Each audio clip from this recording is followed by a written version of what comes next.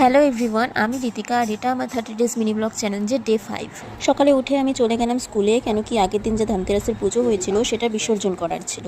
বিসর্জন দিয়ে আমি চলে আসলাম বাড়ি এবং এসে করে নিলাম ব্রেকফাস্ট। আজকে ব্রেকফাস্টে ছিল লুচি আর ঘুগনি। আর কালকে দিওয়ালি আর আমাদের বাড়িতে আছে লক্ষ্মী পুজো, তার জন্য আমি বিকেলে মার সাথে চলে গেলাম মার্কেটে। আর বের হয়ে দেখি আমাদের পাড়ায় প্রায় প্রত্যেকটা বাড়িতেই টুনি বাল্ব লাগিয়ে দিয়েছে আর কত সুন্দর লাগছে এক একটা ঘর দেখতে। আর তারপর বের হয়ে আমি মার সাথে চলে গেছিলাম মার্কেটে, কিছু জিনিসপত্র কেনার ছিল।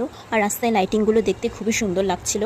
আর আজকে আমাদের স্কুলেও প্রদীপ জ্বালানো ছিল, কেন কি আজকে ছোট দিওয়ালি, তার জন্য আমি স্কুলে চলে যাই। তারপর স্কুলে প্রদীপ জ্বালিয়ে আমি আর মা চলে যাই মার্কেটে।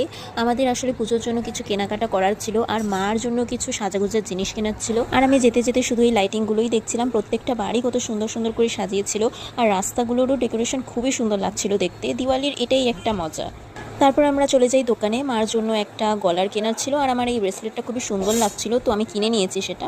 আর মার গলারটা সেই দোকানে পছন্দ না হয়ে আমরা অন্য দোকানে চলে যাই এবং সেখান থেকে আমার একটা কানের দুল কেনার ছিল, সেটাও কিনে নিই এবং মার গলার হারটাও কিনে নিই। কেনাকাটা করার পর আমি চলে আসি বাড়িতে। আর কালকে আমাদের বাড়িতে আছে লক্ষ্মী পুজো, তো সেটার ব্লগও আমি তোমাদের সাথে অবশ্যই শেয়ার করব। সো দেখা হচ্ছে পরের ভিডিওতে।